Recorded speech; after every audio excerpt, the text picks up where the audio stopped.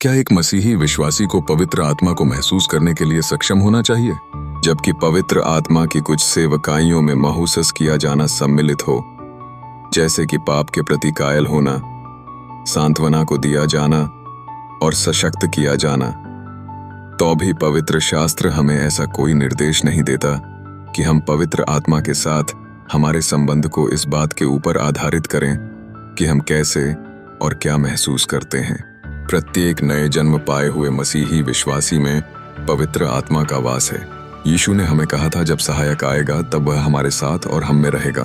मैं पिता से विनती करूंगा और वह तुम्हें एक और सहायक देगा कि वह सर्वदा तुम्हारे साथ रहे, अर्थात सत्य का आत्मा, जिसे संसार ग्रहण नहीं कर सकता क्योंकि वह न उसे देखता है और न उसे जानता है। तुम उसे जानते हो क्योंकि वह तुम्हारे साथ रहता है और वह तुम में होगा। यूहन्ना 14:17। दूसरे शब्दों में, यीशु अपने जैसे किसी एक को हमारे साथ और हम में रहने के लिए भेज रहा है। हम जानते हैं कि पवित्र आत्मा हमारे साथ है क्योंकि परमेश्वर का वचन हमें ऐसा ही कहता है। प्रत्येक नए जन्म पाए हुए मसीही विश्वासी में पवित्र आत्मा का वास है, परंतु प्रत्येक मसीही विश्वासी पवित्र आत्मा के द्वारा नियंत्रित नहीं है, और इन दोनों बातों में विशेष भिन्नता है। जब हम हमारे शरीर में होकर कार्य करते हैं तो हम पवित्र आत्मा के नियंत्रण में नहीं होते हैं, यद्यपि वह हम में अभी भी वास कर रहा होता है। प्रेरित पौलुस ने इस सत्य के ऊपर टिप्पणी दी है और वह एक उदाहरण का उपयोग करता है जो हमें इसे समझने में सहायता प्रदान करता है।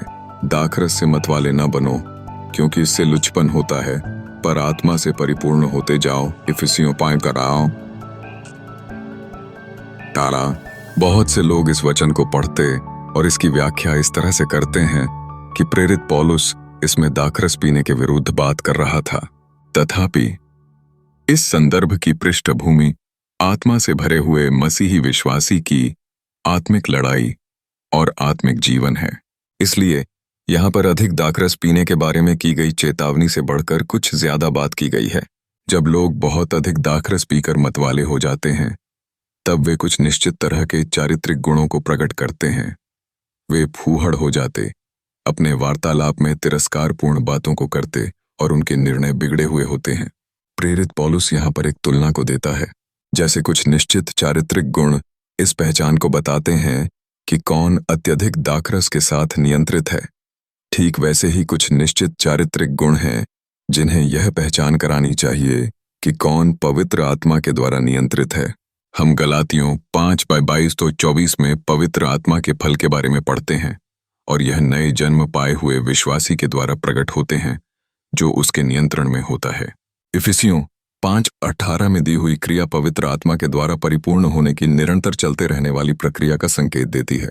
क्योंकि यह एक उत्साह दिए जाने वाला कथन है, यह साथ ही यह भी बात करता है कि परिपूर्णता के बिना या आत्मा की परिपूर्णता के द्वारा रहना भी संभव है।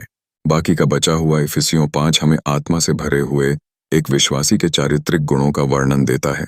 और आपस में भजन और स्तुति गान और आत्मिक गीत गाया करो, और अपने अपने मन में प्रभु के सामने गाते और कीर्तन करते रहो, और सदा सब बातों के लिए हमारे प्रभु यीशु मसीह के नाम से परमेश्वर पिता का धन्यवाद करते रहो। मसीह के भय से एक दूसरे के अधीन रहो। इफिसियों 5:19। हम इसलिए पवित्र आत्मा से भरे हुए नहीं होते हैं क्योंकि हम ऐसा होने को महसूस करते हैं, अपितु क्योंकि यह मसीही विश्वासी का सौभाग्य और मीरास है। आत्मा के द्वारा परिपूर्ण या नियंत्रित होना प्रभु के प्रति आज्ञाकारिता के साथ जीवन यापन करने का परिणाम है। यह अनुग्रह का वरदान है और कोई एक भावनात्मक एहसास नहीं है। भावनाएं हमें धोखा दे सकती और देती रहेंगी, और हम स्वयं एक भावनात्मक उन्माद में कार्य कर सकते हैं जो कि पूरी तरह से शरीर से आया हुआ हो और पवित्र आत्मा की ओर से न हो। पर मैं कहता हूं, आत्मा के अनुसार चलो तो तुम शरीर की लालसा किसी रीति से पूरी न करोगे। यदि हम आत्मा के द्वारा जीवित हैं तो आत्मा के अनुसार चलें भी। गलातियों 5:16-25। इतना कहने के पश्चात हम यह इनकार नहीं कर सकते हैं कि ऐसे समय भी आते हैं जब हम आत्मा की सामर्थ्य और उसकी उपस्थिति के द्वारा अभिभूत होते हैं, और यह अक्सर एक भावनात्मक अनुभव होता है।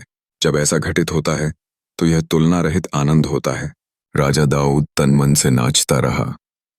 2 शमूएल 6:14। जब वह यरूशलेम में वाचा के संदूक को उठाकर लाया।